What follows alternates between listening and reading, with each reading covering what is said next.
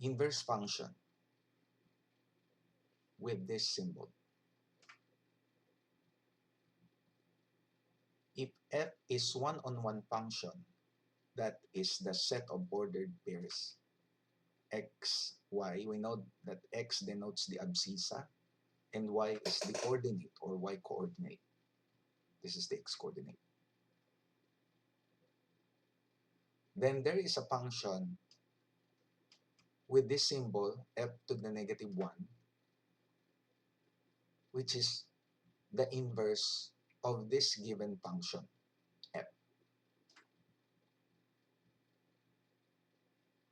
where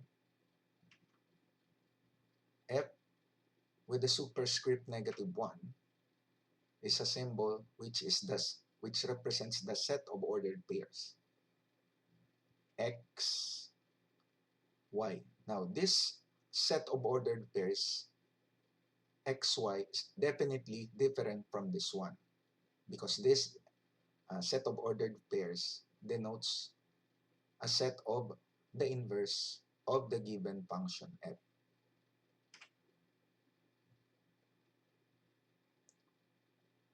Defined by x equals f to the negative 1 or f superscript negative 1 of y.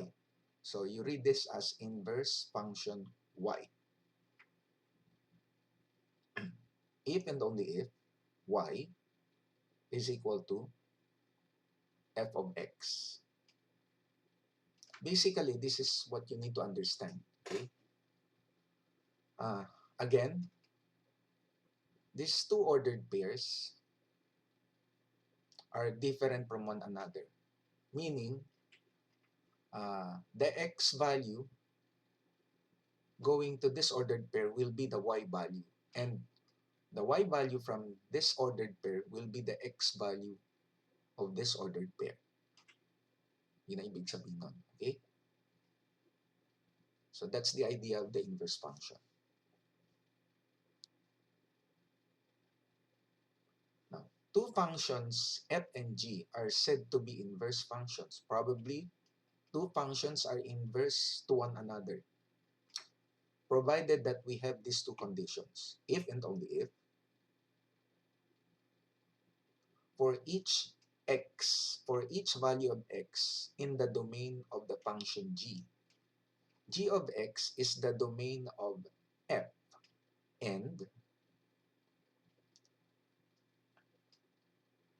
f composed with g of x is equivalent or equal to f of g of x, or that is x. Again, now these two are the same. When we say f composed with g of x, that is your f of g of x, and this will result to x. Okay? Then, for the second condition, for each value of x from the domain or set of permissible value of x of the function f, f of x is the domain of g, and g composed with f of x, which is also your g of f of x, is also equal to x.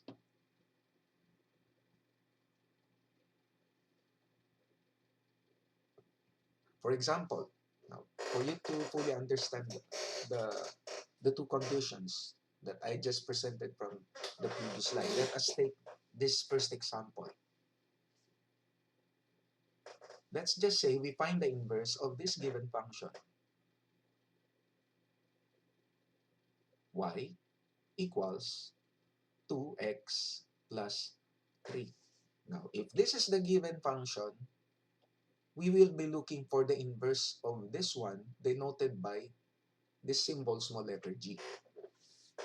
So it follows that your y here is your f of x, or f. Now, after that, Upon getting the inverse function g of this given function y, which is f of x, we need to show that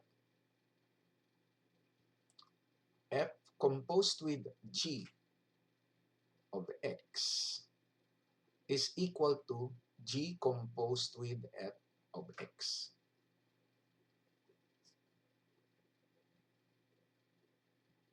Then, after we prove the equivalent of these two, the next step or the last step is we graph both functions g and the f, which is this one, on the same coordinate axis or Cartesian plane. Okay, let us now go with the solution. Again, we consider the given function f of x, which is y equals 2x plus 3. And we need to interchange the position of the two variables x and y, and afterwards we solve for y. So let us copy the given function y equals 2x plus 3, and we follow the step. We change or we interchange the position of the two variables, meaning this one right here becomes x, and x from this position becomes y. Then, for the resulting equation, we solve for y. So that is x minus 3 equals 2y at that point. And from this equation, we solve for y by simply dividing both sides by 2. So from at this point, y will now be equal to quantity x minus 3 over 2. So from this equation, we have now the g of x. That is, g of x equals dividing each term from the numerator by 2, we have x over 2 minus 3 over 2. Now, this is your g of x, and the given equation here is actually your f of x. So this is f of x. Since we now have those two functions inverse to one another, let us now go to the next step, wherein we show that f composed with g of x is equal to g composed with f of x. So first we need to find the value of f composed with g of x. So how do we do this? So if we are to find f composed with g of x, we refer to the given function y equals to x plus 3, because as I've said a while ago, this is your f of x. Okay. What we're going to do here is we simply copy the equivalent expression to x plus 3. But when it comes to x, we're going to replace this by the equivalent of g of x, and that is the expression x over 2 minus 3 over 2. Okay? So, yun ang ibig sabihin nun. So, again, for f composed with g of x, that is equal to f of g of x. Okay? So again, we refer to the expression, this one, 2x plus 3, and x here is now substituted by this expression taken from g of x. Ayun, okay? So 2, and this quantity right here, taken from g of x, is now the value of x. Okay? And we copy the remaining part of the expression, that is plus 3. And then we simplify this resulting equation. And the simplest expression will now be what? X minus 3. Meaning, this one right here is the result when we multiply 2 to each term of this expression inside the parentheses. So this first term becomes x minus 3 added by 3. And finally, we have now the resulting expression, which is x. Therefore, your f composed with g of x is actually equal to x. Then, after that, this time we're going to find the value of g composed with f of x. So this time, we refer to g of x by considering this expression. We copy this expression, but when it comes to x, from here, we replace x by the equivalent of y, which is 2x plus 3. So this is where we input 2x plus 3 in place of x right here. So, yun. So when we say g composed with f of x, actually, dapat may x dito. May, before equal sign, there should be open parenthesis, x, close parenthesis, then equal sign. I forgot to edit this, what you call this? I forgot to edit this equation. Wait.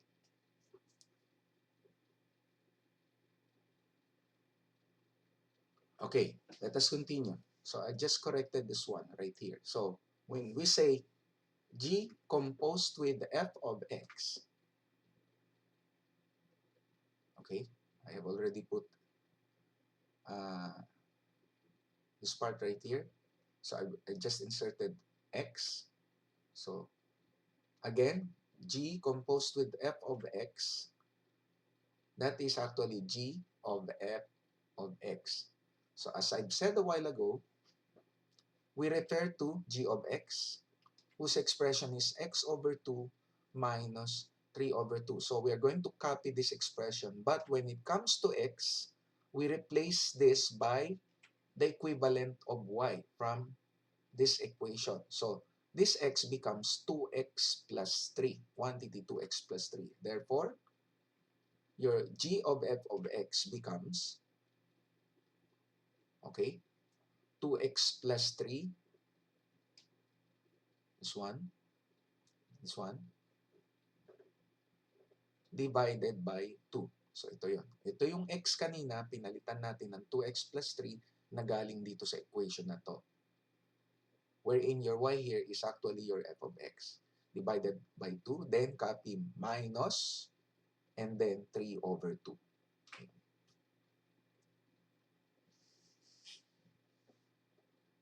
Then we simplify this resulting expression. So there is actually 3 over 2 to be subtracted by 3 over 2. And what will remain from the expression is simply 2x over 2. And from that point, we can cancel 2. Therefore, the result will now be equal to x. So therefore, g composed with f of x is also equal to x. So if that's the case, if f composed with g of x is also equal to x, by comparison, we can therefore say that f composed with g of x is really equal to g composed with f of x. So at this point, we have just proven that these two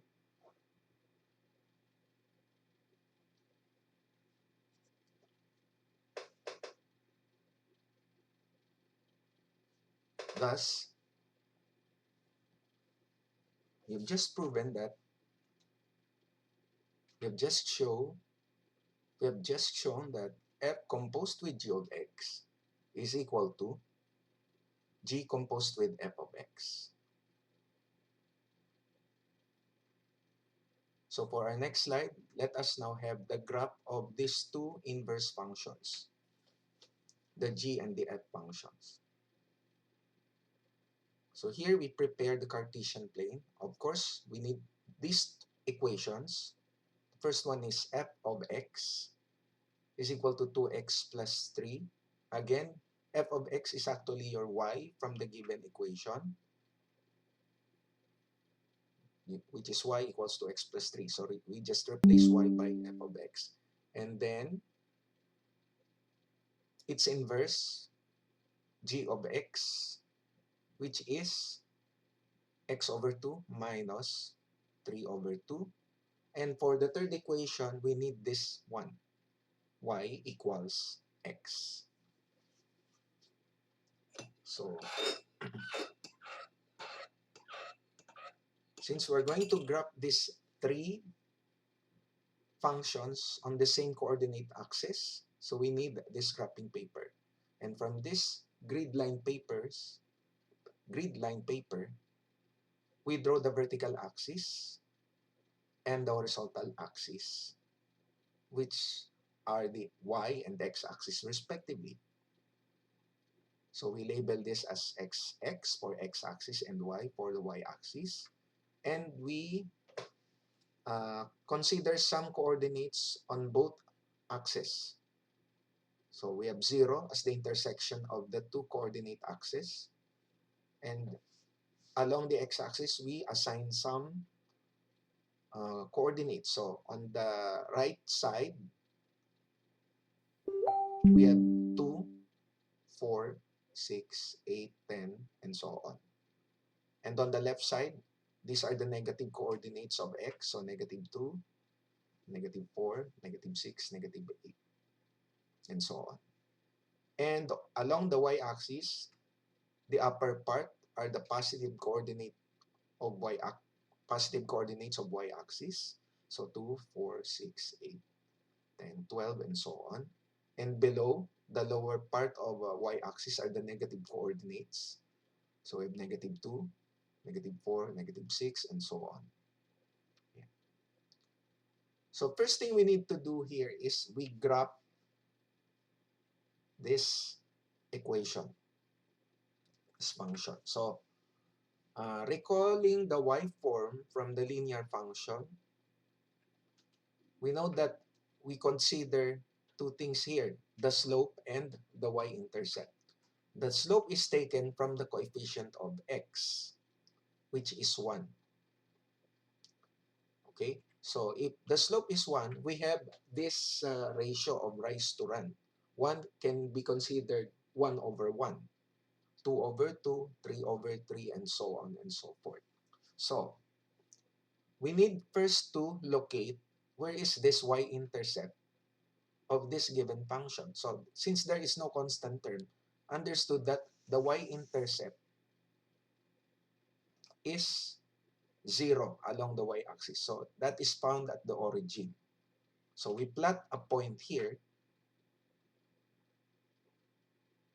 and then after plotting the first point, we need a second point. So we need to locate another point. So how do we do this? Now we refer to the slope, which is taken from the coefficient of x, and that is actually 1. So 1 can be defined as the ratio of a number to itself. So we can assume a certain number, say 8. To have a quotient of 1, we need to divide 8 by 8. So we have 8 over 8. So our slope, if we recall about the definition of slope, it is the ratio of rise to run. So the rise is 8 and run is also 8.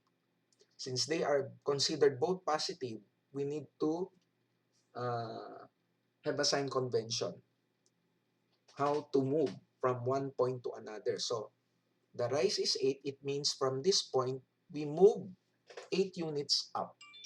So that is rise. And then afterwards, over 8, it means we move from that point, we move 8 going to the right, since it is indicated also a positive value. So here, yun. So 8 over 8, we count 8 from the origin upward. So 8 units. 1, 2, 3, 4, 5, 6, 7, 8. From this point, we need to move 8 units going to the right, since it is positive also. So from this point, we move 8 units to the right. 1, 2, 3, 4, 5, 6, 7, 8. So this is where we are going to plot the second point. So Ayan. So we move 8 units and then we plot the second point. And at this point, we have just considered 2 points. Now, with these 2 plotted points, we're going to draw a line passing through these points. And this is the line. Okay? And this line is actually the graph of this function, y equals x. Now, anong ibig sabihin? Ba't meron tayong ganitong graph? Since we are only considering to graph these two inverse functions. So, ito ang ibig sabihin nun. Now, let us now graph the function f of x equals 2x plus 3. Now, you will notice that this equation is in the y form or slope-intercept form. In your linear function, we know that the coefficient of x is your slope and the constant 3 or positive 3 is the y-intercept. So meaning, the graph of this function will cross the y-axis at coordinate 3. Nasaan yung coordinate 3? That is actually between 2 and 4. Ito yung 3. Ito yung y-intercept na 3. So, from that location, we plot the point. Okay.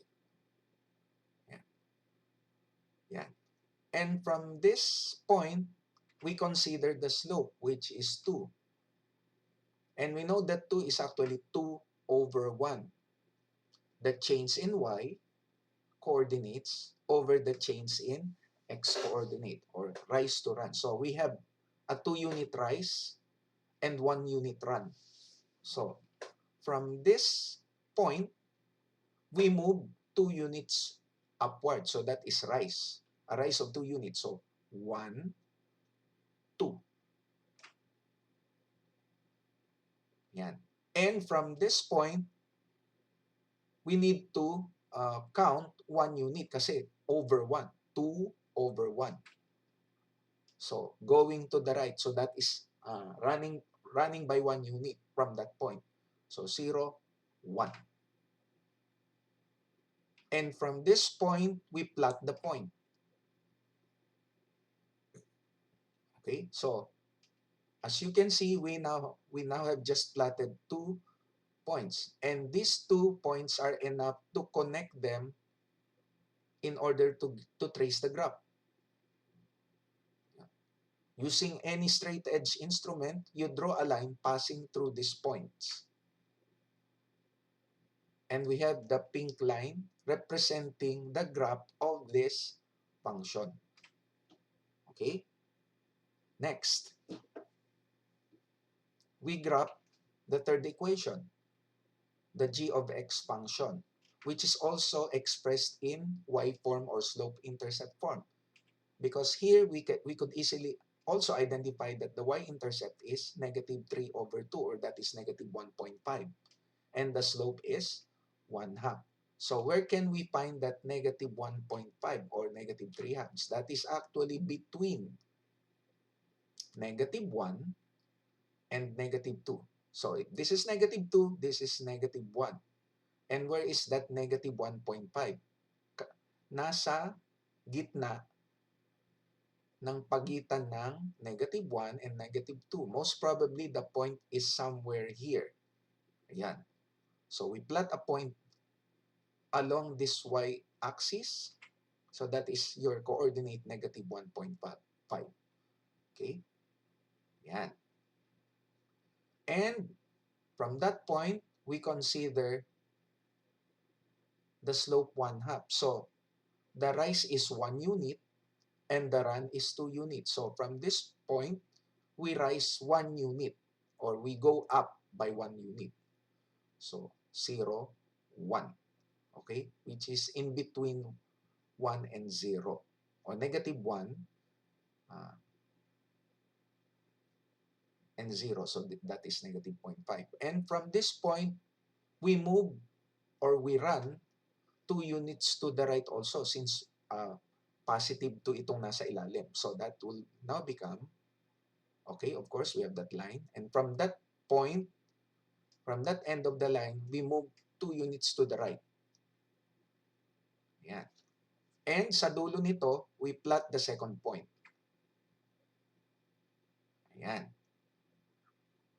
Okay? Again, using a straight edge instrument, we draw a line passing through this point, through these points. And your line will be like this one. Ayan, the orange line, representing the graph of this g of x function. Ayan. Now, what have we noticed here? Okay, so that is your g of x equals x over 2 minus 3 over 2. Now, ano ang purpose nung graph na ang equation ay y is equal to x? Now, try to imagine that this line right here is actually the mirror or the symmetry between these two graphs. Okay? Ano ibig kong sabihin? Okay. Okay, kunwari ito ay salamin. Kung salamin yan, meron tayong image. Okay? So, if your image is this graph, meron niyang reflection. Ano yung reflection na to? Definitely, yung reflection itong line na to ay itong line na to na kulay orange. Okay? So, kaya silang dalawa ay sinasabing inverse function to one another because they are symmetric with respect to this graph whose equation is y equals x. Class, ito yung kaninang pinapaliwanag ko dun sa previous slide na f composed with g of x is equal to x, which is also g composed with f of x, which is equal to x. Okay? So, yun ang ibig sabihin nun.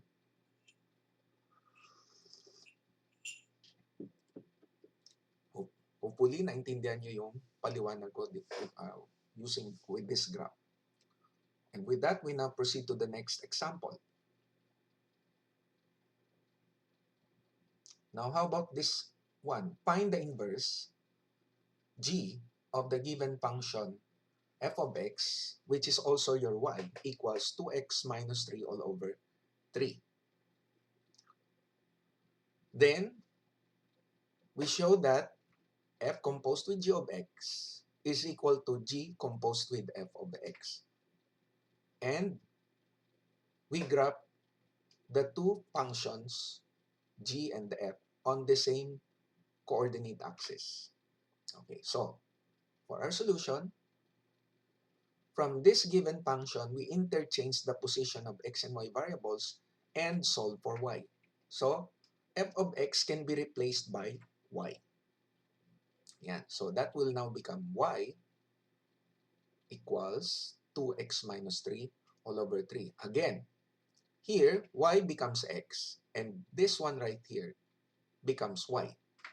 Kaya magiging equation natin ay x equals 2y minus 3 all over 3. And from this equation, we solve for y.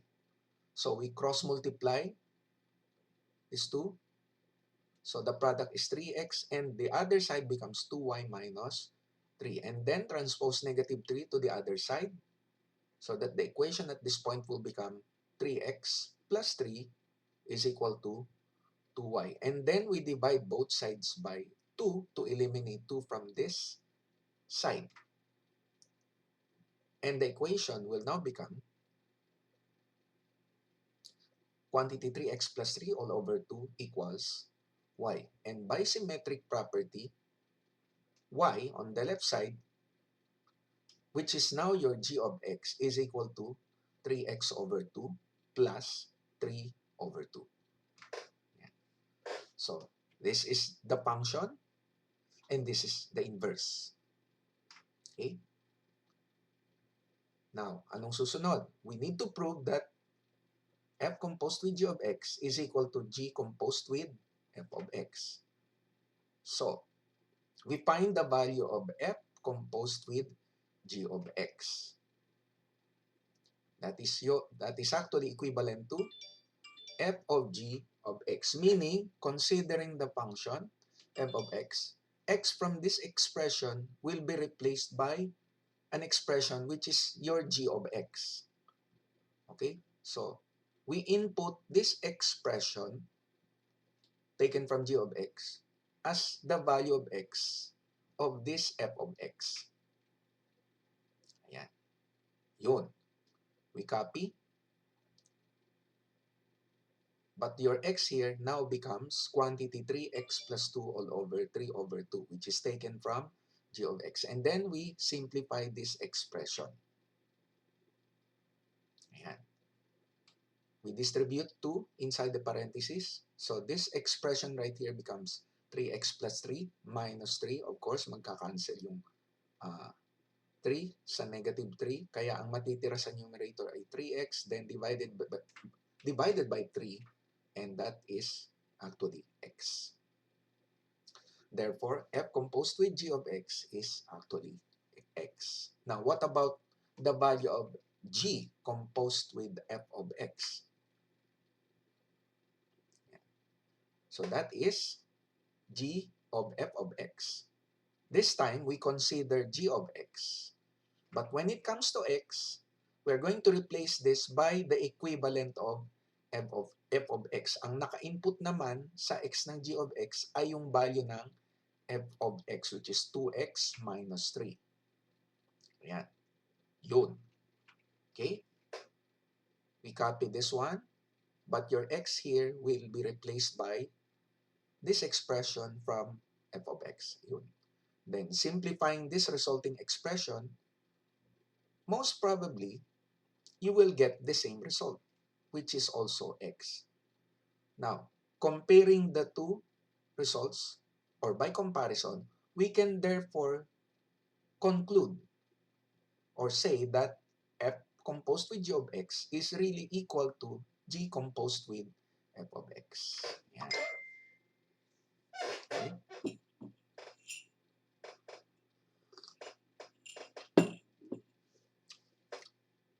Now, for our next slide, we graph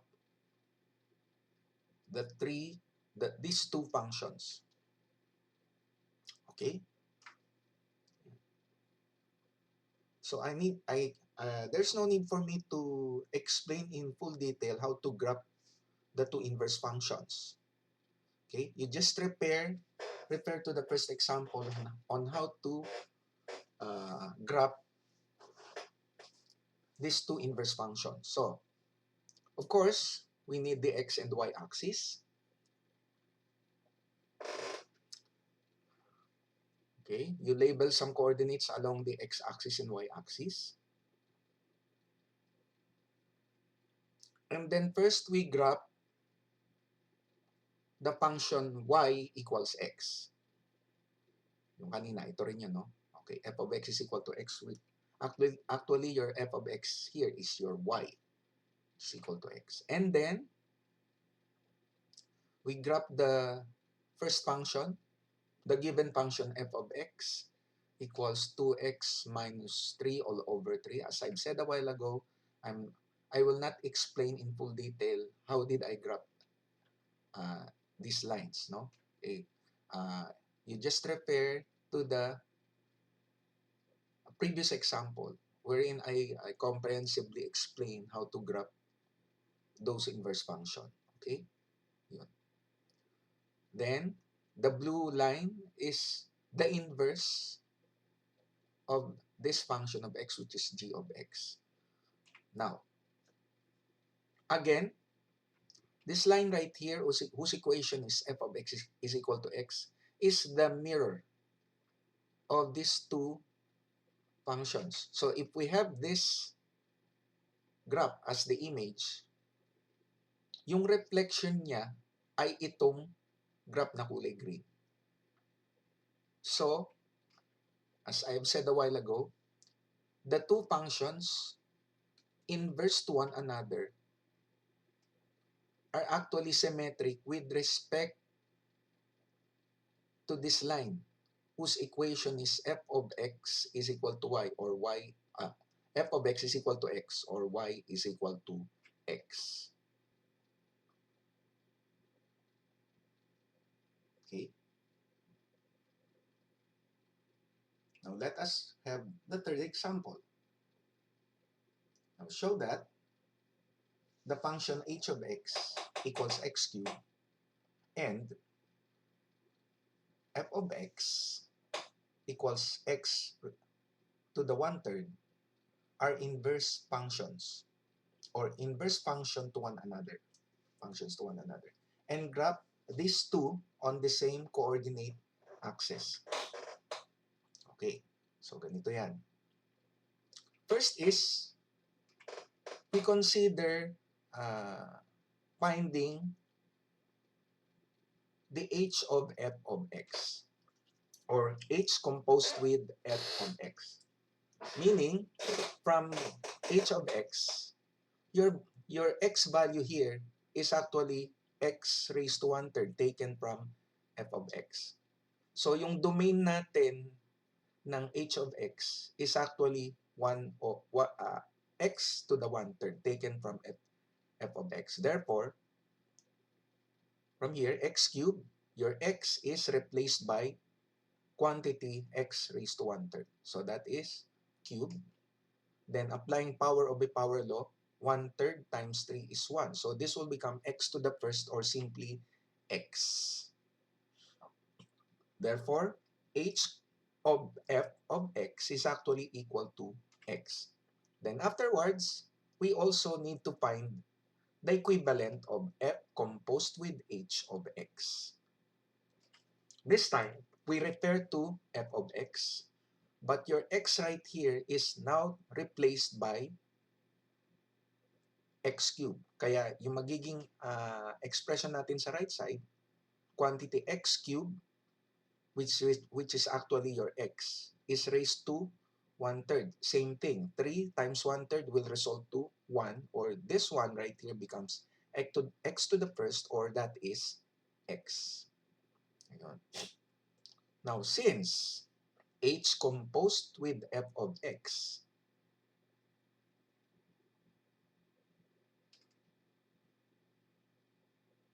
has the same value with f composed with h of x, therefore, these two given functions are inverse to one another. Okay?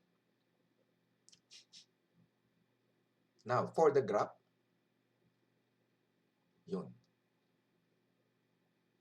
Yun na. Okay? Now, for the graph,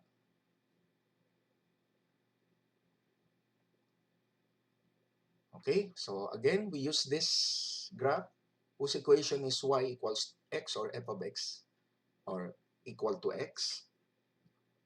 Now, for the graph of h of x, which is 1/3, again, this is your y. Itong itsura niyan. Okay. Of course, first we assign some coordinates along both x and y axis. So again, the graph of this function h is actually this one. The graph rises to the right and falls to the left. Yan. Okay. Now, since this line right here will act as a mirror, we have the image. So all you need to do is you trace a curve which will serve as the reflection of the blue curve. So ito na mangyari dyan. Okay, the green curve is the reflection of the blue curve. And this green curve has a function which is this one. F of x equals x raised to 1/3. Okay? So because of this, since they are symmetric with respect to this line,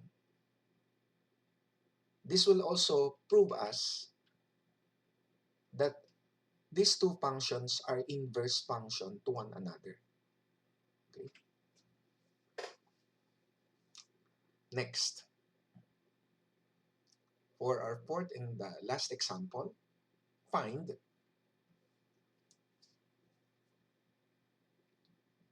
the inverse function of this equation.